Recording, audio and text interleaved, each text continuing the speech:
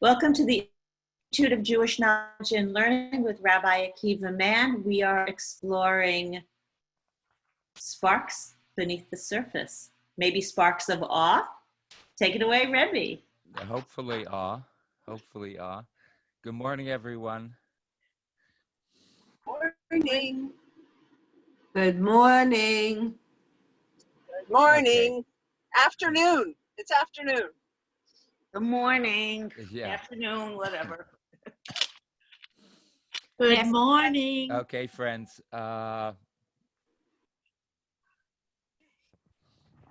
Today we're going to explore some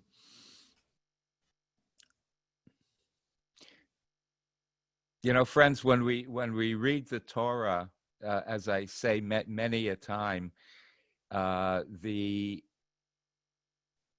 one of our great tasks in studying Torah is sometimes to look at the microscopic side of things, and sometimes it's very important to switch our view of what we are learning and kind of take, instead of a microscopic view of the verses and extract meaning, sometimes it's very important to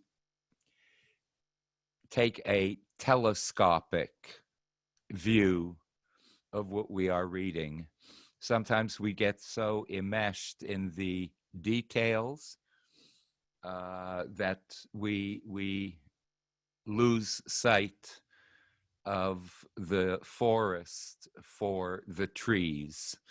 So I'd like to today take a telescopic view of our great leader, Moshe Rabbeinu, and see how we can view his life and connect ourselves to some characteristics, some midot, some personality traits that really come out once we view his lifespan from a higher vantage point, from a telescopic view. So, friends, we all know that our great mystical masters have categorized our patriarchs and our matriarchs with dominant midot, dominant characteristics, traits of the soul that are embedded in our biblical personalities. Not that each one of these midot, these attributes, are mutually exclusive of all other minor attributes, but when they label a biblical character with a midah, that means that is the dominant midah, the dominant attribute that propels that character's life, not to the exclusion of other minor ones. So it's like really important for us to transfer some of those ideas and perceptions back onto ourselves. For example, we all know this from past teachings, that the midah, and please learn that word, Chavra. Midah means an attribute or a trait. In essence, etymologically, a midah is a measurement. The translation of the word midah is a measurement, which in this case means a measurement that dominates each biblical personality, each biblical character's soul essence. And it's important for us, for example, if when our masters say that Abraham's midah, dominant midah, is one of chesed, is one of all-encompassing love and kindness. And Isaac's midah, our masters teach us, is one of gevurah, is power and strength. And Yaakov's midah is tiferet, is one called beauty.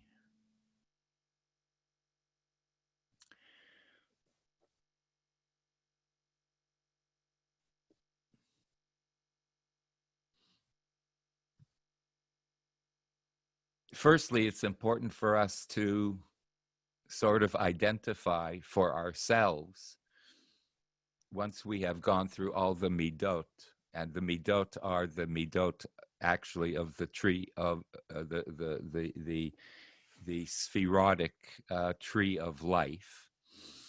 It's important for us to actually then identify ourselves, you know, where does our what is our dominant midah? What would you say? This is rhetorical.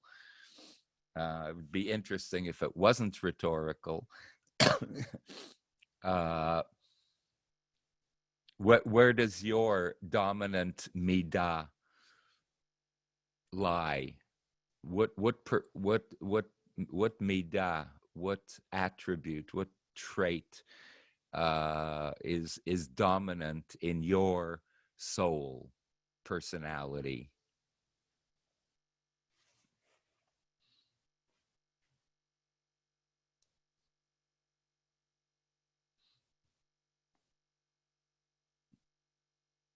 Is it dominated by love, chesed, gevurah, strength, power, beauty?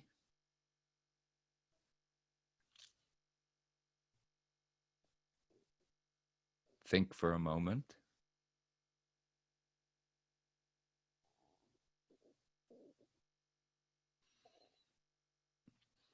Moses's attribute, the mystics say, is one of Netzach.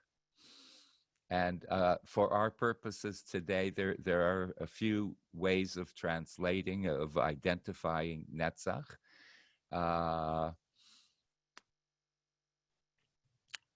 One of my favorite definitions of Netzach is, sometimes it's called victory. I think I like an alternate translation, which is endurance. Endurance. What defined in the minds of the mystics, what defined Moses's total umbrella characteristic, the one that in which he struggled to perfect all of his life, was that of endurance.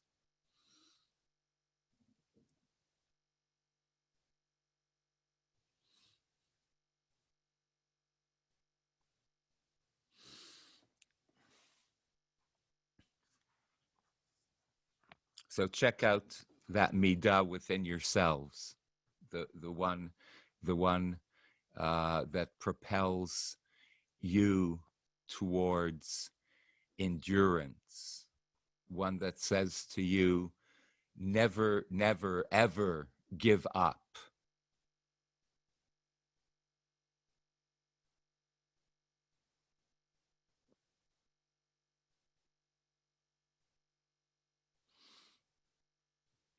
So there are three episodes that we can point to that seem to prepare Moses for the mantle of leadership that Moses is going to slowly but surely manifest within his life. So we're taking a telescopic view of some incidences that the Torah narrates, and narrates for a particular purpose, to teach us that what was going on in Moses's early life was indicative of who Moses was going to become at the end of his life. These midot were growing and evolving within Moses from the beginning, and of course evolved and blossomed into the type of leader, into the type of prophet, into the type of teacher that Moses eventually became, when we, for all generations from his time till today, we call him the greatest compliment that can ever be bestowed upon a person. We call Moshe simply Moshe Rabbeinu, Moses, our teacher. So somehow we are going to be learning about Moses, the teacher, whose dominant attribute throughout his entire life was one of endurance.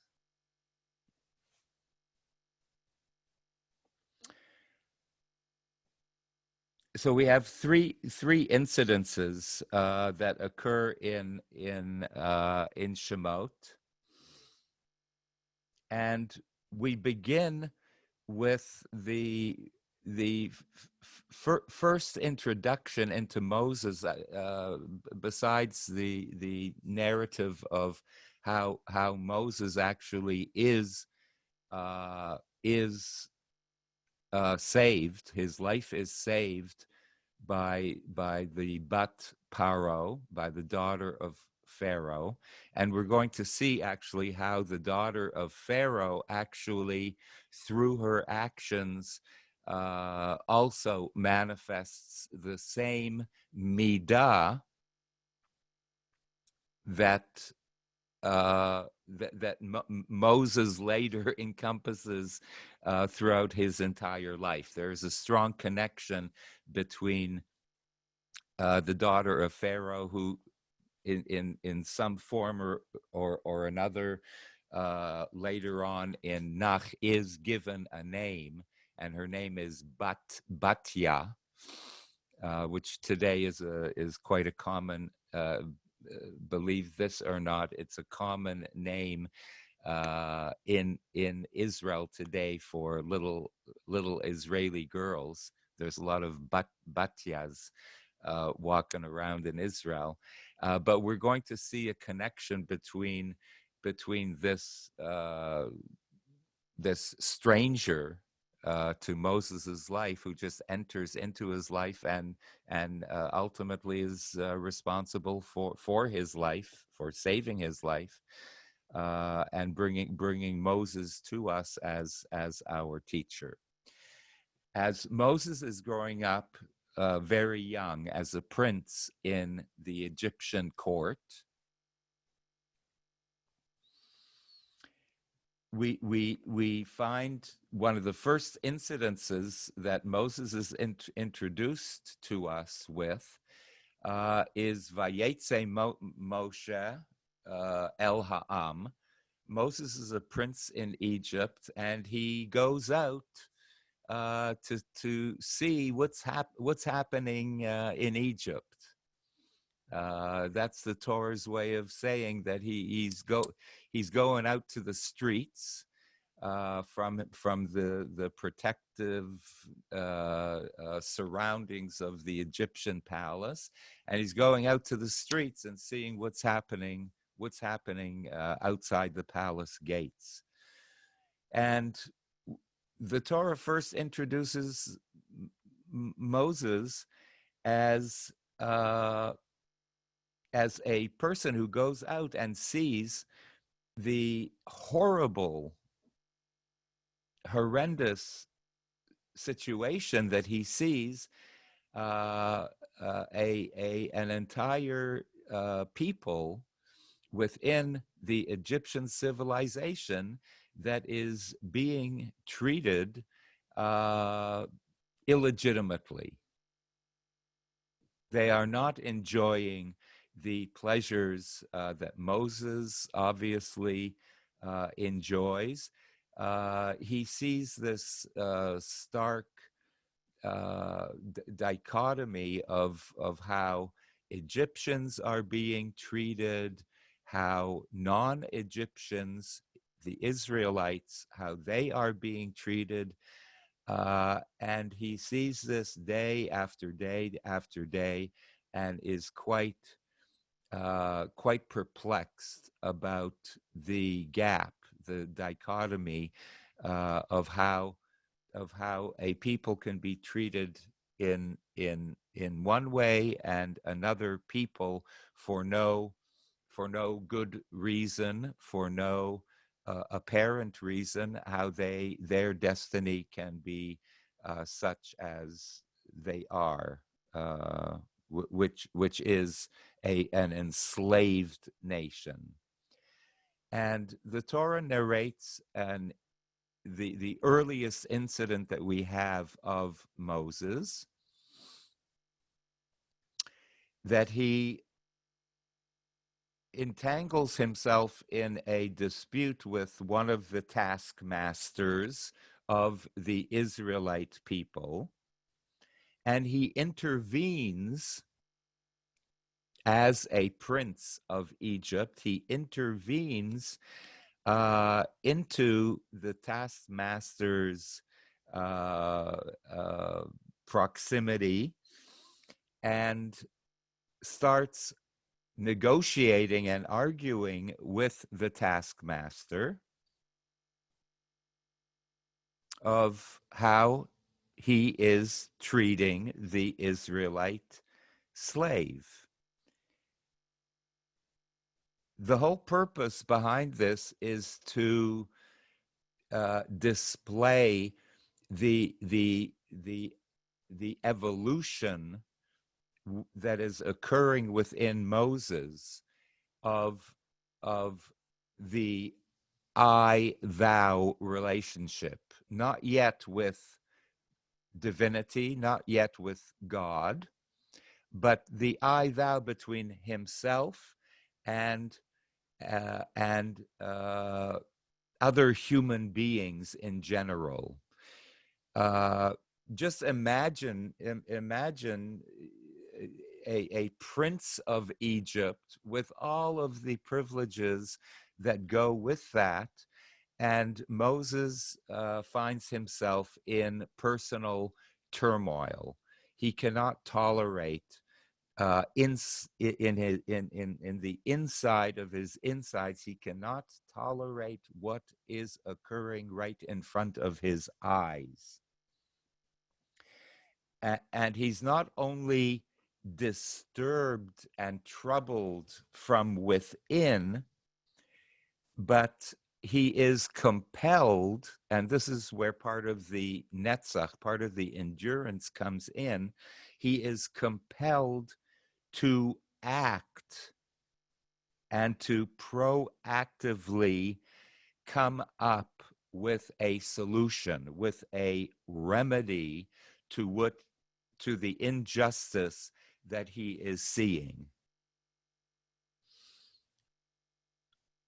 Which brings us to a point of asking ourselves, if we are able to transfer some of the characteristics of Moses being made manifest here, and to ask ourselves a very basic question: how easy is it for us to encounter situations of injustice and yet come up with 1,000 excuses, rationalities not to act?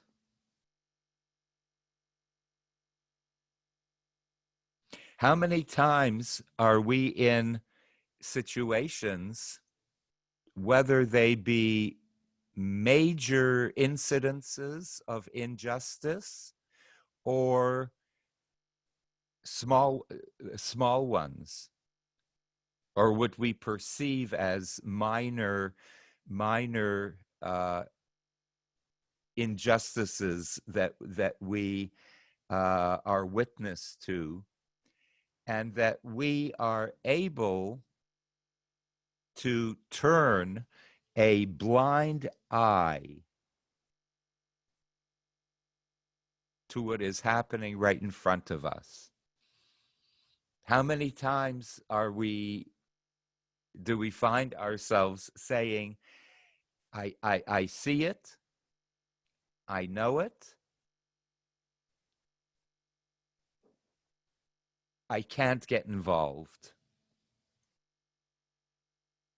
or I won't get involved?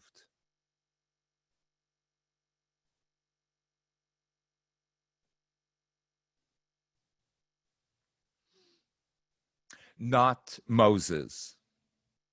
From his earlier day, the Torah tells us. Not Moses. Moses, the first thing the Torah wants us to know about him is that he is an individual who can't not get involved. He can't not get involved.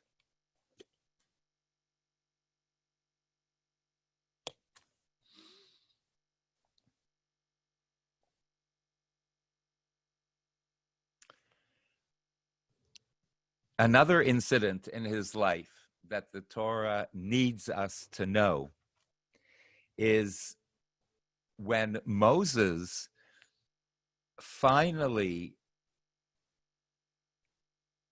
cannot abandon the cause of the Israelite slaves. He comes to a point, and I do believe that this does not occur in the Torah. Sometimes the Torah's chronology, the way the Torah from one verse or one paragraph, how the flow of the Torah works, sometimes we get the impression that things are happening minute by minute or day by day. That sometimes is true, and equally true is that between paragraphs in the Torah, sometimes there's 5, 10, 15 years.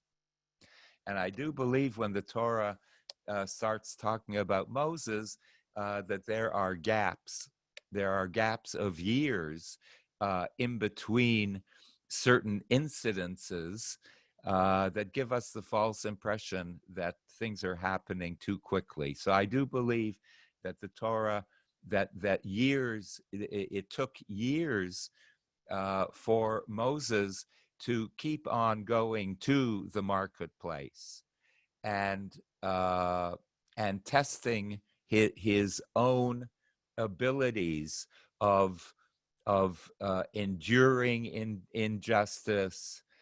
Maybe for a while there, he does turn a blind eye to what he is, to the horrendous conditions that he is seeing. But the Torah does not go through that psychological evolution with us. It just says that one day Moses did wake up. So the third incident that the Torah needs us to know skips a whole lot of years when he finds himself in a situation when he has already come to grips that his conscience cannot allow him to endure the suffering of a people. He is forced and compelled to flee his position of princehood in Egypt, and he flees for his life. He abandons this position of authority, of leadership in the most civilized place on earth, and leaves the Egyptian palace and escapes to a place called Midian, and he gives up his whole life. He gives up his whole life for this battle against the injustice towards the Israelite slaves. And the Torah then narrates a beautiful story of that there are, when he escapes to Midian, he encounters a group of 7 women, Midianite women, and sees that there is a band of shepherds abusing these women, not only abusing the women, but abusing the rights to a public well that everyone was able to use, and they start hoarding the water and preventing these 7 from watering their flock. And the Torah narrates Nachamul. Moses sees this scene, and the Torah narrates he rose to save them and was successful and began watering their flock.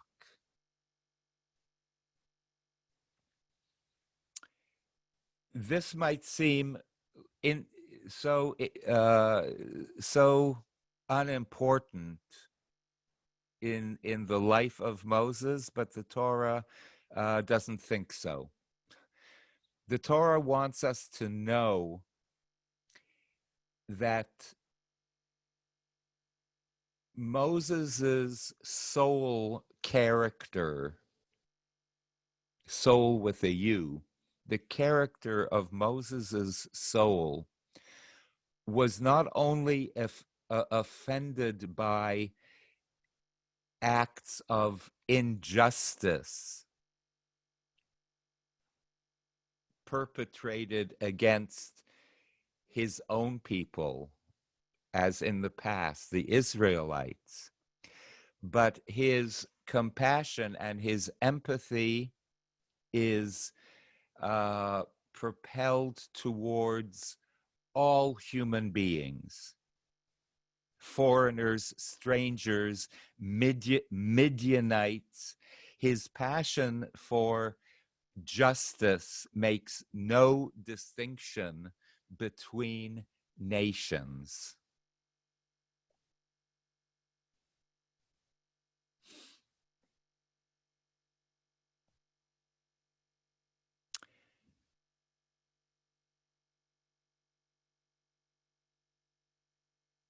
You know, friends, it's it's quite easy for us to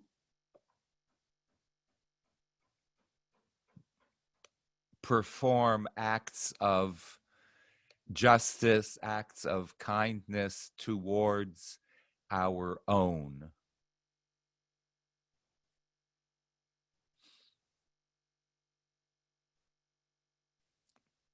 There's something natural about ethnic solidarity. There's something natural about it. There's something when we speak about our own ethnicity, we speak, and certainly in Judaism we do speak about ethnic solidarity in terms of family. We have our inner familial circle, then we have our ethnic community circle, much wider, and this is all under what actually Dean Steinsaltz used to call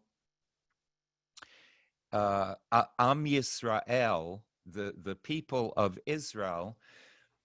He used to simply call Am Yisrael, or Knesset Yisrael, the assembly of Israel, of Israelites, of Jews, correctly as a family. That the Jewish people on the deepest level are family. Do you ever hear us being called mishpacha? That is it's a huge word. It's a huge word. When we are traveling to, I don't know, to the four corners of the earth, and we find ourselves in India, or we find ourselves in Iceland, or in Yenem Ek Welt, in some corner of the world, and we're at the airport, or we're at a restaurant, and we bump into a fellow Jew. You know, I don't have to tell you. I hope that this is, the case, that there is a subliminal ethnic solidarity, especially when we find ourselves in a foreign land, when we bump into mishpacha.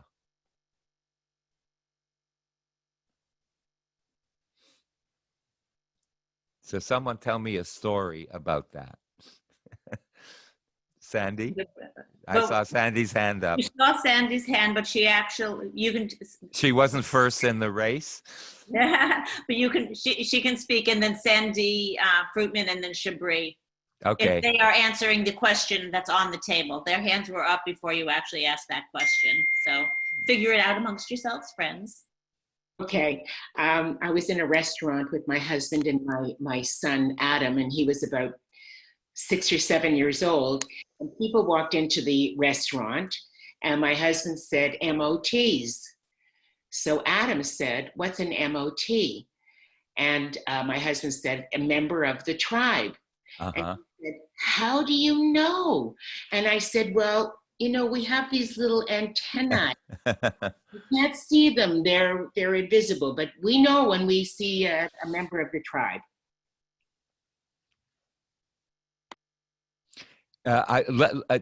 So let's go. Okay, I'm going to take everyone's comments. But what I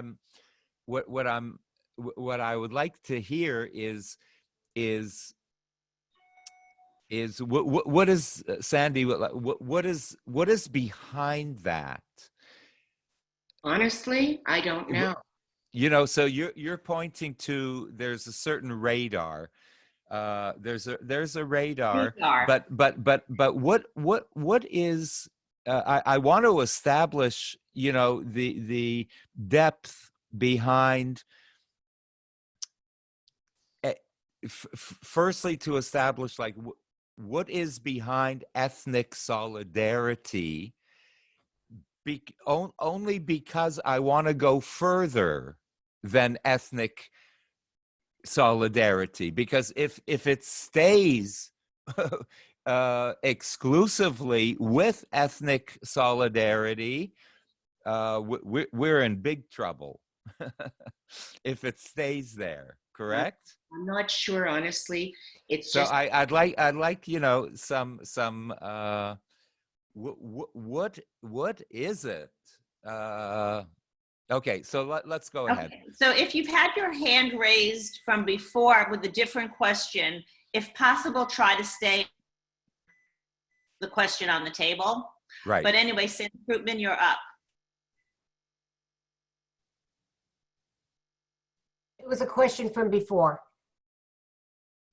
Do you want? Go ahead. It was a Go question ahead. from before, so I can Go, wait. go ahead. Go ahead. Oh, well, no, it's not apropos to what you're talking about now. Okay. So lower your hand if you don't. If your question is something from before that you don't need an answer now, lower your hand. If you do need an answer, we always want to take your question, because sometimes we can't move forward without satisfying Just save that it. question in our mind. But save it. Shabri, is your answer for now? Shabri, is your... Okay. Oh, okay. Shabri. Yes, it's connected. It's connected to it. It's So go what ahead. the Go rabbi ahead. said before. He said if we stay in that, then we're, I don't know what you used, lost or something. Because the thought that came through in my head when you were saying that, even though I can understand what you're saying, because there is a connection in the tribe, and it's like this pull that you want to acknowledge and live in. But during the weekend, my son and I were talking, and he was brought up what he called default to love. He said, we have to learn how to default to love. And I thought about his statement about default to love. And I said, isn't that glorious to think that we as echad, the one, rather than one tribe, the one world, that we all learn how to default to love. So when you say here that, you know, it fills you with great feelings about, you know, defaulting to our tribe, I have a little problem with that. Do you understand, Rabbi? It's not that Yes. I don't like it. I like it. But We're good. I'm going. have to But go I there. think that's the reason why we're trying to answer this question, because he's going to get to that if we. Because yeah, We'll get I'm to going to that. get to that, Shabri. I feel what you're feeling. Thank you. Micheline. Okay, so, excuse me. I remember when I was in high school and I was 13 or 14 as a freshman. And just to set the stage, I'm from Texas and I lived in the land of no Jews.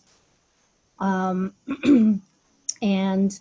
literally in a school of 2,600, I had to stand in the hall every morning because I refused to say prayers.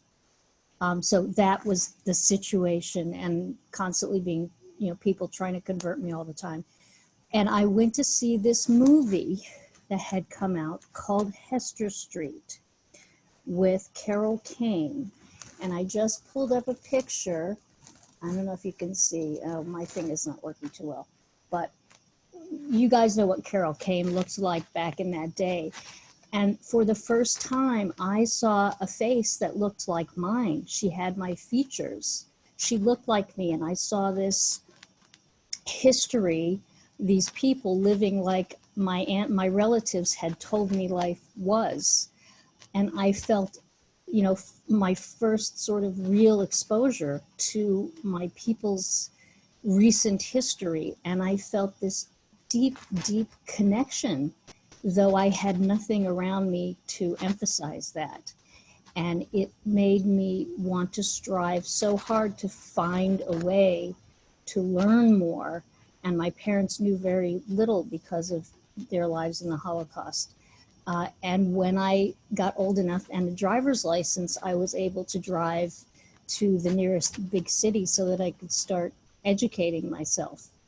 But no, Micheline, what was the closest big city? Dallas. Dallas. Uh-huh. It was about equivalent to going to Miami or Palm Beach. Uh-huh. There were cows at the end of my block. I lived in countryside. Micheline, I've always wanted to tell you this, that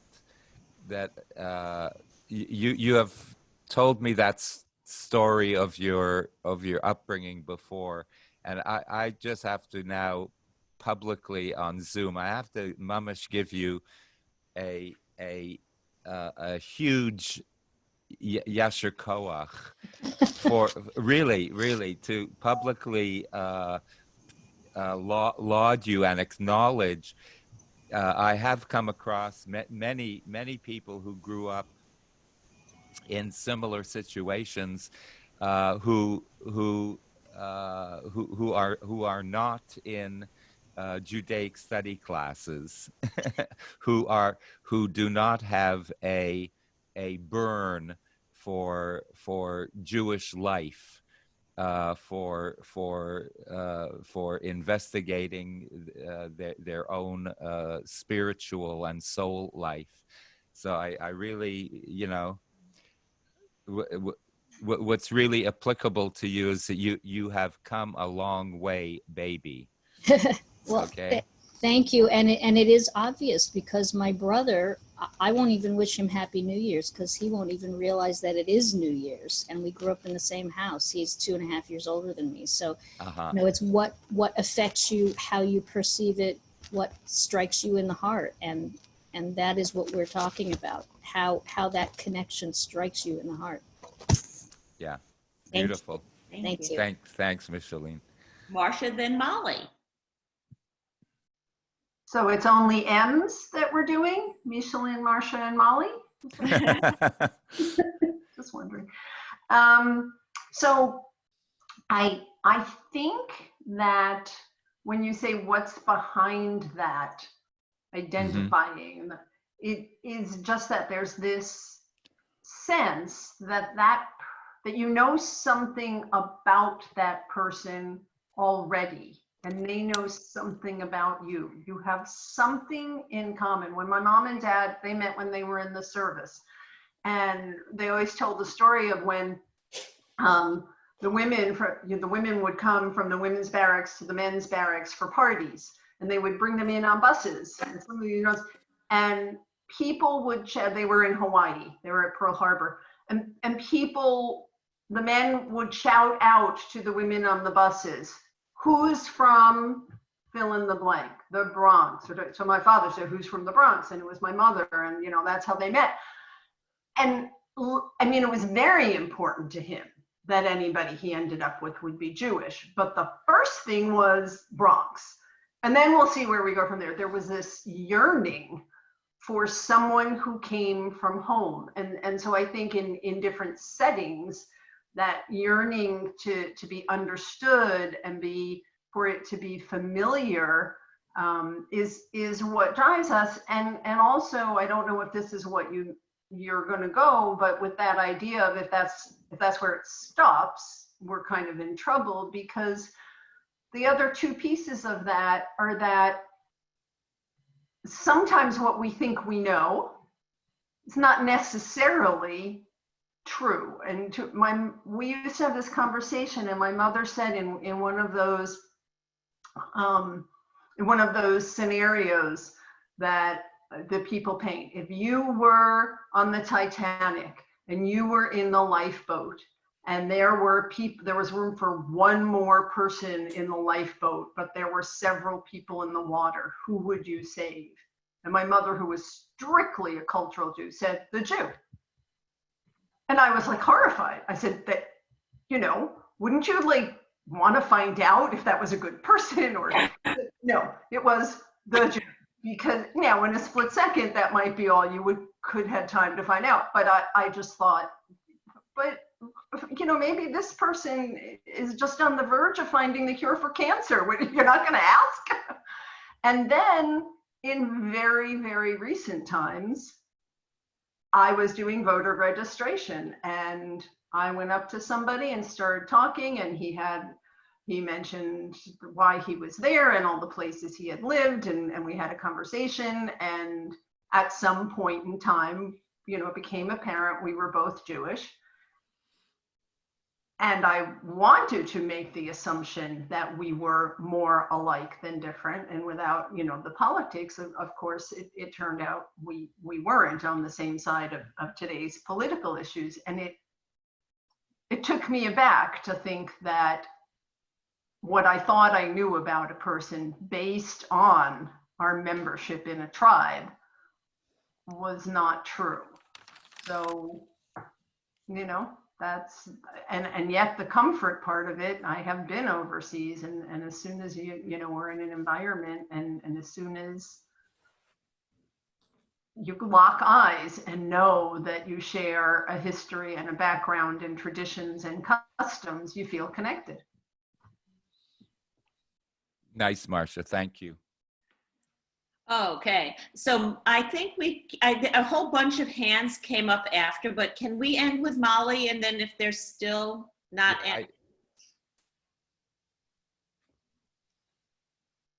Molly.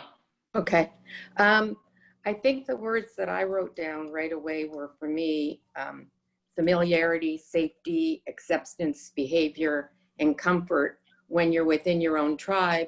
But that doesn't always hold true, because I think it's a lot of it based on history, in a sense, because if you came after the war and as a Holocaust survivor, a child of a Holocaust survivor, and you came to, whether it was America or Canada or wherever, you thought that you would be embraced, but that wasn't necessarily the case.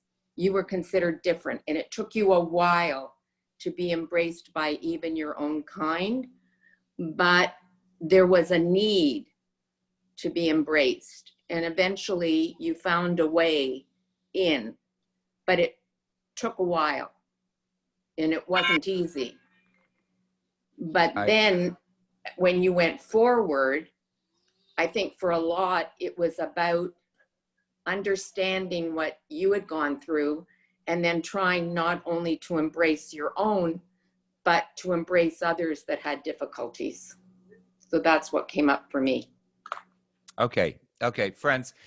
Here, you're all pointing to truths for sure, and it's not. It is a complex and complicated issue, but bottom line, ethnic solidarity,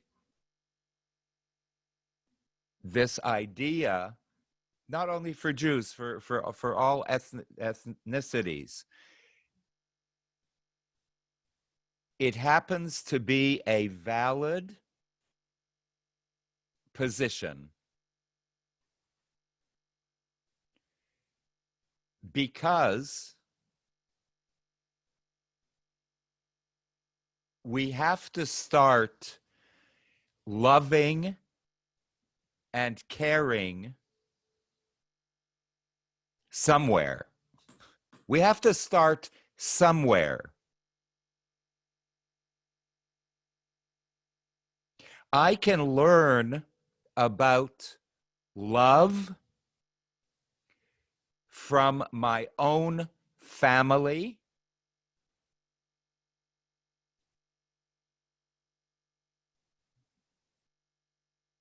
when I am young, how the interaction of the different family units work. This is how children learn about love, about kindness, about treating others in a certain manner. This is how we start learning about the I-thou relationship, me vis-a-vis other. We start learning that through the inner circle of our family, then the inner circle of our community. That's how we start.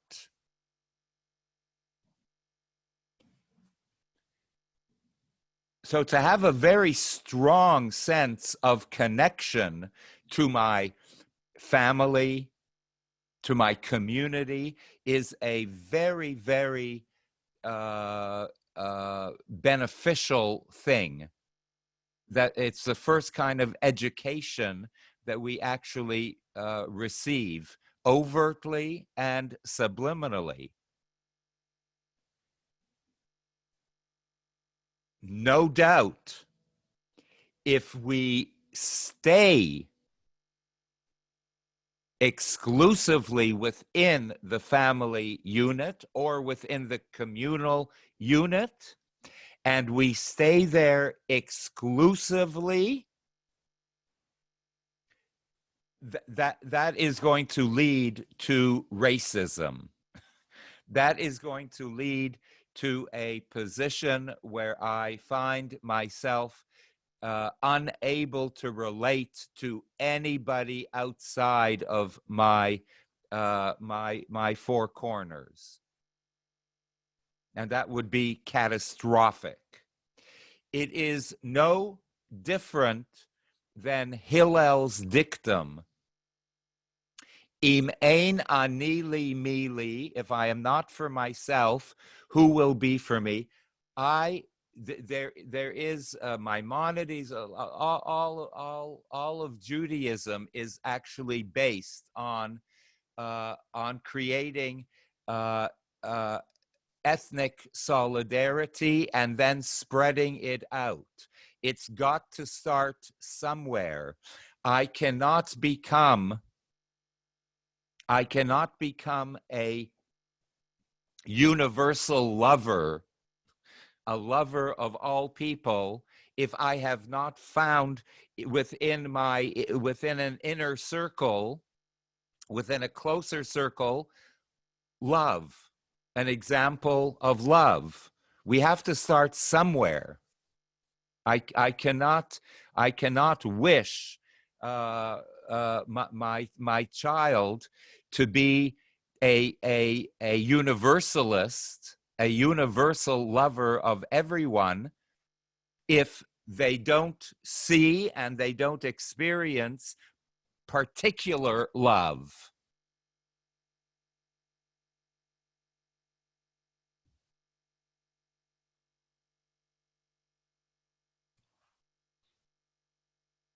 Let's get back to Moshe for a sec.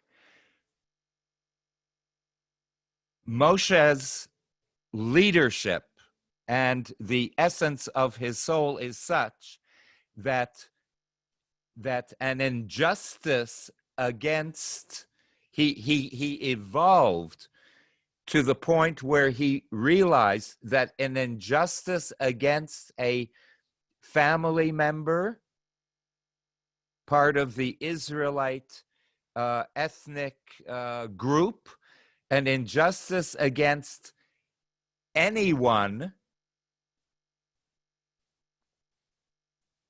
an injustice against everyone warrants the same exact response to vis-a-vis everyone. He first had to exercise this sense of an abhorrence to injustice against his family first, and only then was he able to extend that, elongate it to a universal level. That's how we all work.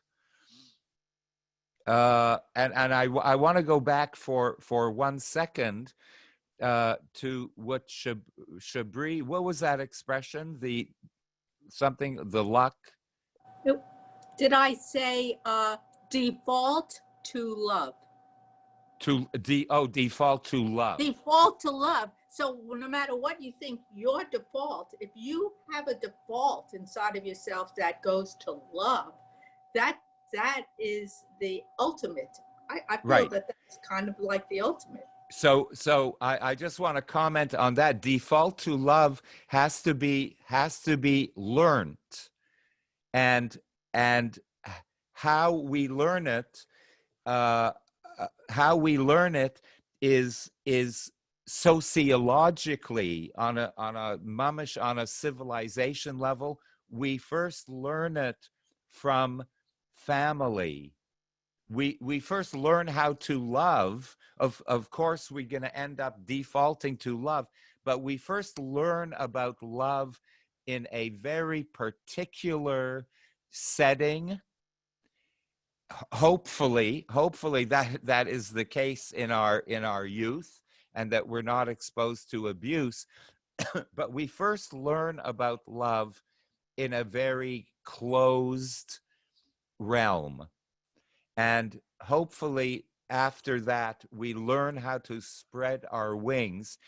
I am making a case for beginning with, there is no problem with ethnic solidarity. It is not a contradiction to universal love.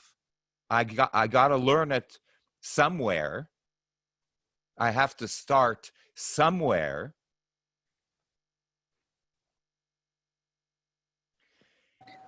The word that the Torah uses for what Moshe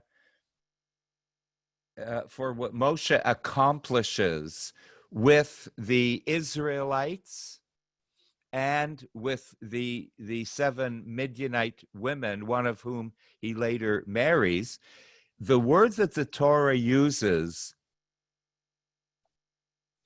is Vayoshi'ain, and Moses saves them, from the word Yeshua,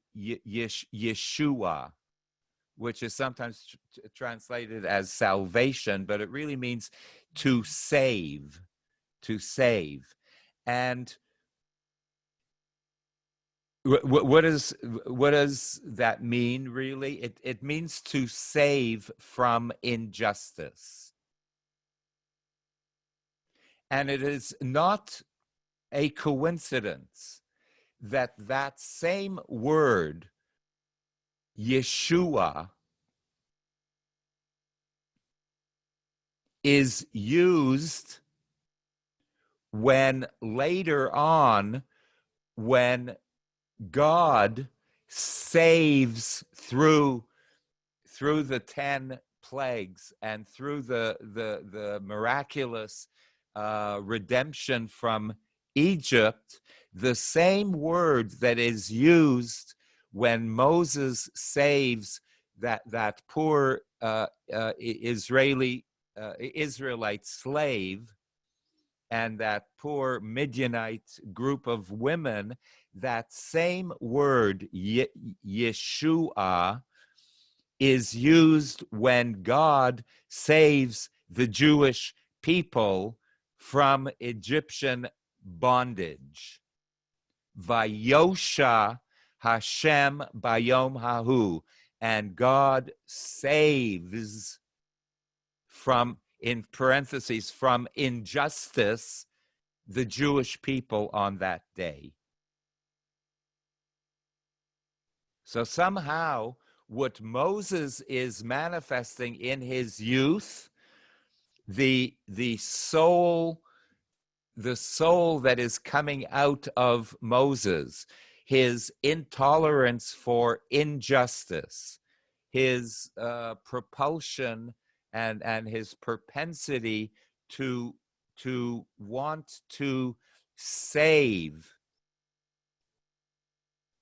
all human forms from injustice, is the same divine manifestation that really culminates the Pesach story and the liberation, the divine need to liberate this forefallen people from injustice.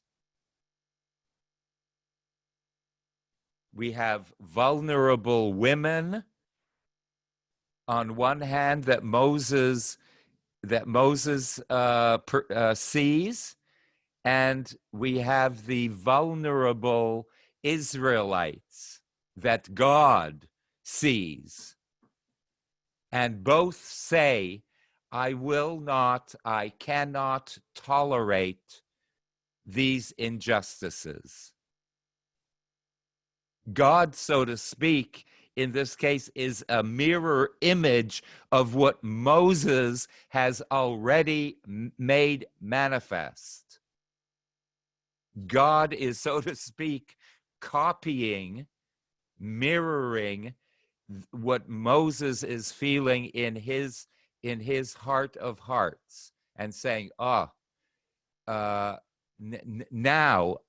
I have a leader. Now I have a leader.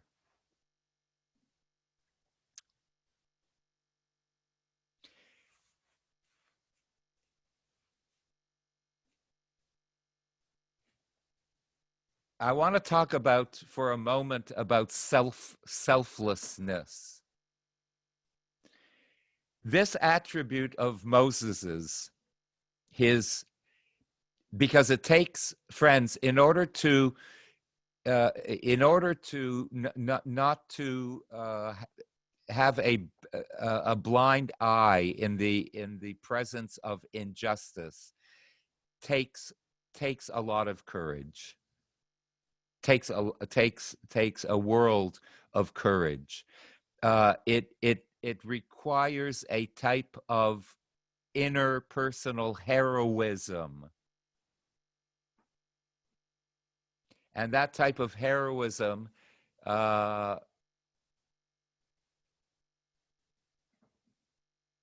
a parallel.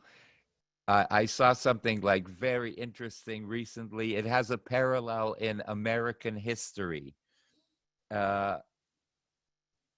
Anyone familiar with Frederick Douglass? Oh, Micheline, good. Frederick Douglass was one of the great abolitionists. He was an ex-slave and also an impassioned advocate for women's suffrage way back in the day. And Frederick Douglass was once asked, so he lived in the time of slavery, in the time of the abolitionists, and he was once asked, why in the world did you get involved? You were an abolitionist, you were an ex-slave, you fought for the rights of the slaves, and you helped bring that ugly part of American history. You helped evolve that and bring it into a more just and democratic era. And he was asked, you did all of that. What's this thing about your absolute support for women's rights, for the suffrage movement? And he says like this, in the spirit of Moses. He says, and I'm quoting, when I ran away from slavery, it was for myself. When I advocated emancipation, it was for my people. But when I stood up for the rights of women, self was out of the question. I found a little nobility in that act. I found that beautiful. When we exercise love for our people on a tribal level, there is absolutely nothing wrong with that. There is absolutely nothing wrong. There's only good in that. The only people who can't stand that are self-hating Jews. There is nothing wrong with ethnic solidarity. The problem is when ethnic solidarity stops at ethnic solidarity. When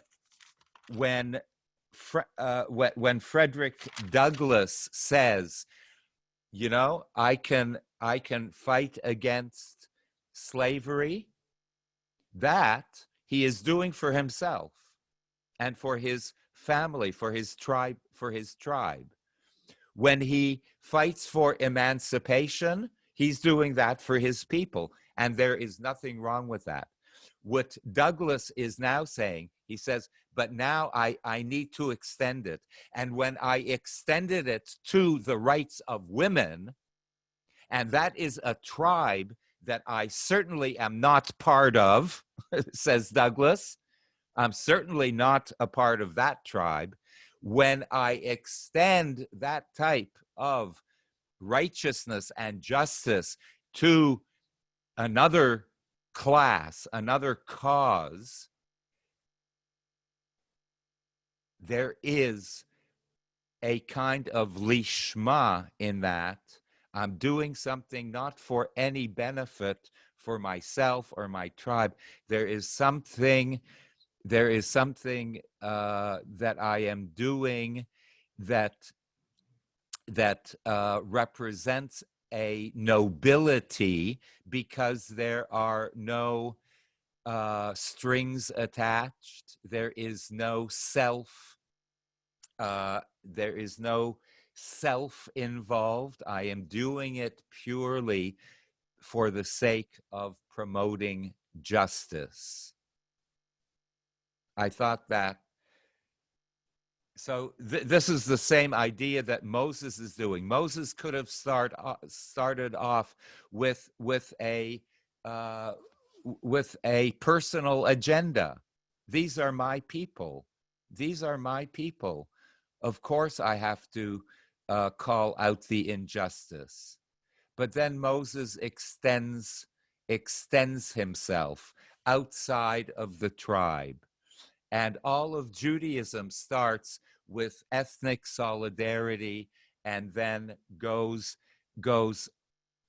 outward, that and says, what you are applying to your family, to your tribe, now apply to all humankind, because it's got to start somewhere. This is the idea, my friends, of what Soloveitchik, Rav Soloveitchik, what Jonathan Sacks in today's world, what many others, what many of our mystical masters, but in today's vernacular, with Soloveitchik and Jonathan Sacks, what they call in kind of duplicate essays that they have written, the idea of particularism and universalism. There is no problem loving the Jewish people in a very particular way if it leads to universalism. In fact, they both say, as I said before, there is no way that we can ever hope to attain a universal love for all of humanity without having had the exercise of particular loves.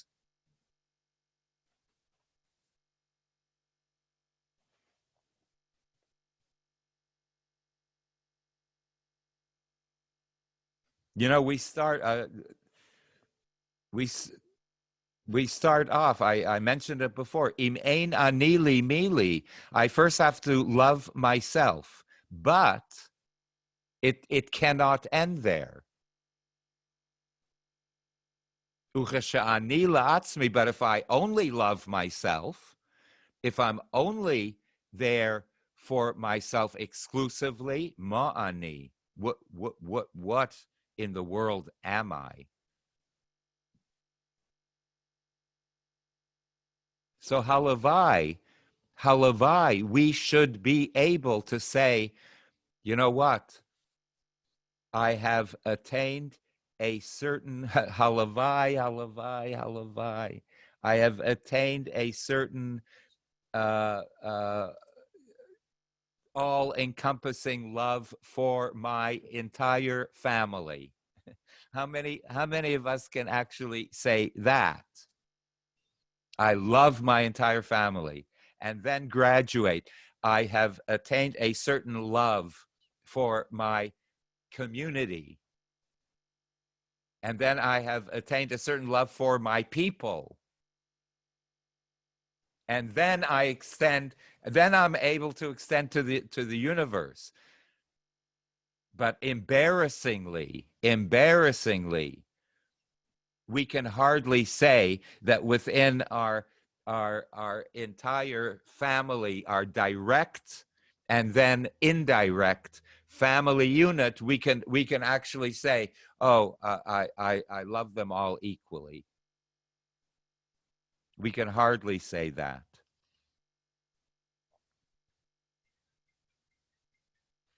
Whoa.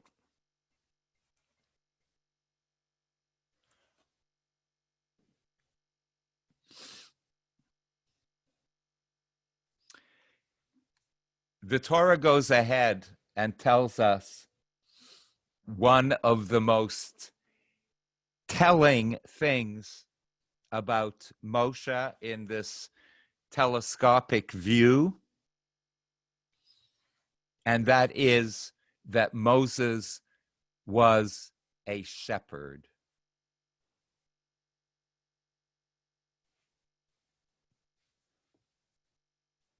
What does it mean to be a shepherd? What does it mean to be a good professional shepherd? To be a shepherd, friends, one has to combine power on one hand and gentle attentiveness on the other. The shepherd has to be able to exercise a type of control and discipline towards those animals that he or she is shepherding. There has to be this kind of gevura in order to keep 85 goats or 85 sheep together. That takes a tremendous amount of talent in the realm of gevura. It also takes a tremendous amount of nurturing and care and love.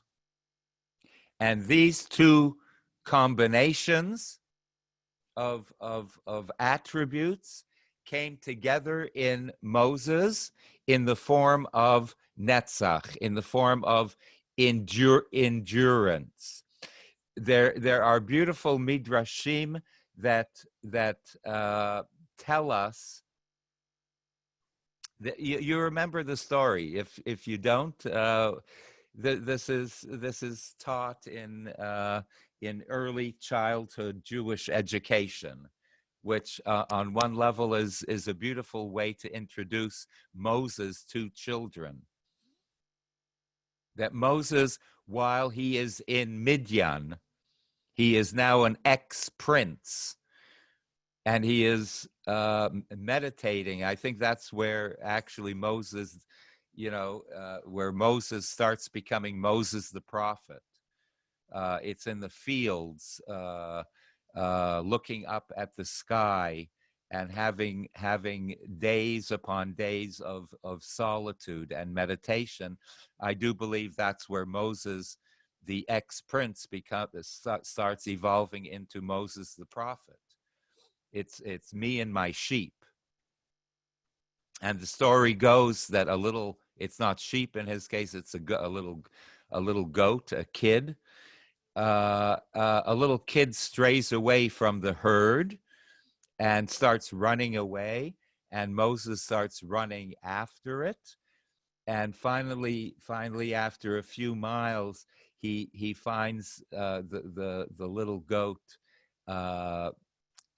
in a shaded area by a stream, furiously drinking water. And the Medrash goes on and says that Moses allows the little kid to keep on drinking until she is satisfied. Picks the kid up and starts talking to it and says, I didn't realize that you ran away from the flock because you were thirsty. I didn't realize it. And picks the kid up and carries the kid back to the flock. At that moment, the Medrash says that a voice from heaven came out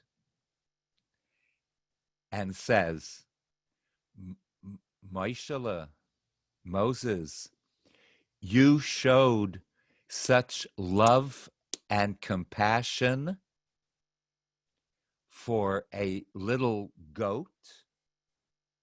You will assuredly one day tend my flock, Israel. And that's when Moses becomes the leader Moses. And in fact, in mystical tradition, you know, Moses's nickname is? It is not Moshe Rabbeinu, Moses our teacher. In mystical tradition, Moses's nickname is Raya Mehemna, which means in Aramaic, which means the faithful, loving shepherd. Raya Mehemna. And in fact, Raya Mehemna is also called one of the sections in the Zohar. The Zohar is a combination of different sections within the big book called Zohar, and one of the sections is called Raya Mehemna, the faithful shepherd.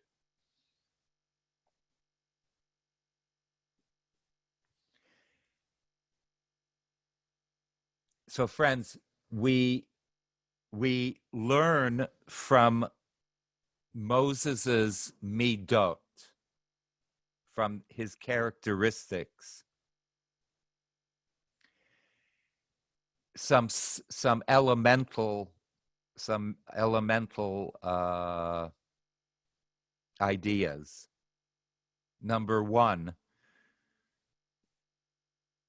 that we should all take personal offense at injustice and act accordingly.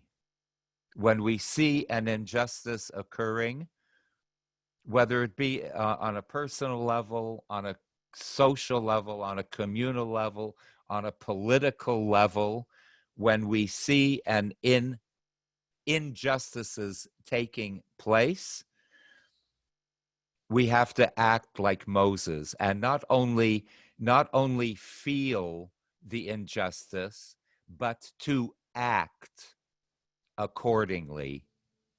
Moses doesn't feel the pain of the Israelites, nor does he only feel the pain of the 7 women by the well, nor does he feel the pain of the little goat that went astray. He feels it and then does not hesitate to act accordingly.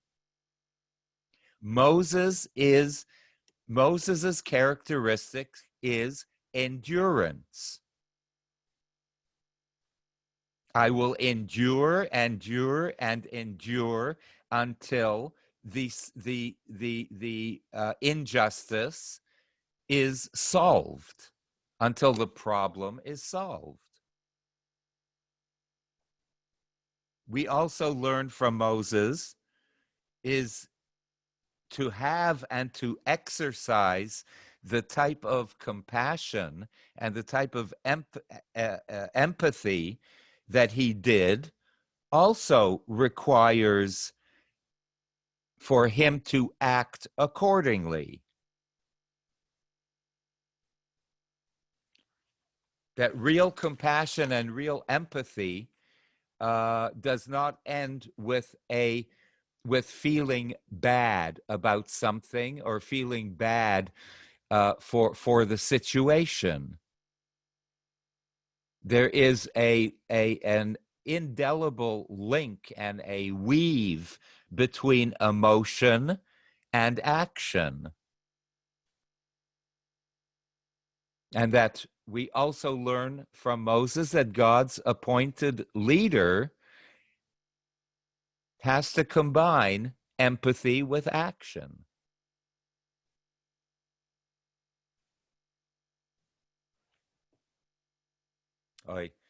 Okay, we're not yet finished, but I want to give you guys just a chance to say something.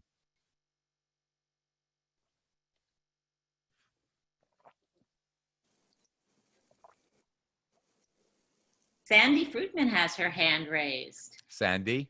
Okay, so I'm back to where I started when you opened up this lecture. I'm of the understanding that Moses killed the overseer, and that's why he had to run away. Wasn't that a little overreacting? Well, Sandy, there were two incidences.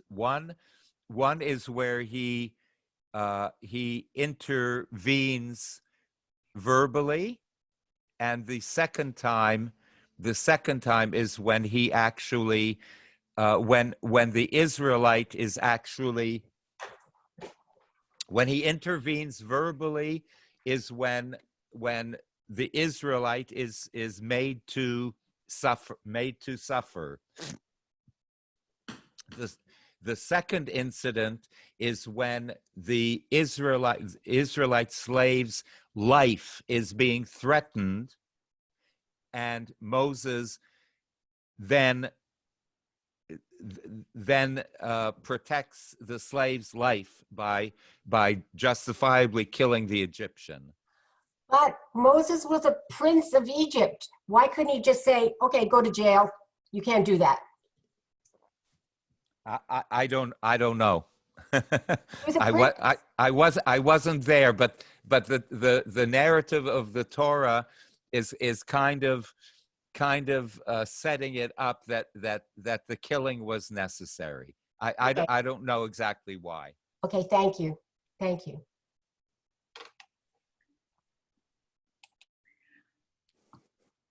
Okay, Betsy, you're up next. Okay, thank you. So I've thought about this issue on my own a lot of times as to why we do what we do. And when you were talking, Rabbi, about mishbracha, as to how we recognize them, how we find our people. And I was wondering, one of the suppositions I came up with was that in nature, animals over evolutionary process become imprinted with things that help them survive. Do you think that our means of keeping together as a tribe is because at some level we have been imprinted with our story, our history, and that's what keeps us together, that from generation to generation? Absolutely yes. Absolutely yes. Oh, so I'm not crazy. No. Yes, you didn't say you're not crazy. There is what you're pointing to is the Jewish transmission of our physical, biological, and spiritual DNA is something that is real and is something that we actually rely on. We rely on that transmission and that presence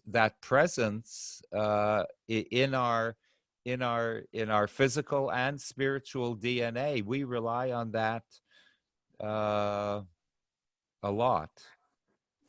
That is a very real thing. Thank you. That has kept us together in outside our sovereign land for 2,000 years. What kept us together? It is part Torah kept us together, I have to say, is the common thread. But certainly the spiritual and physical DNA that is engraved into our genetic beings is all part of it, and that's where we start from, and we should not ever be embarrassed to start from that place. We're out of time. Bree does have her hand up. Do we? Now there's two hands. Maybe then we have to end on time. Joan raised her hand after the bell.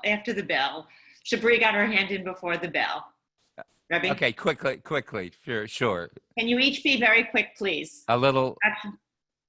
Well, mine isn't that quick, but I'll just throw it out to the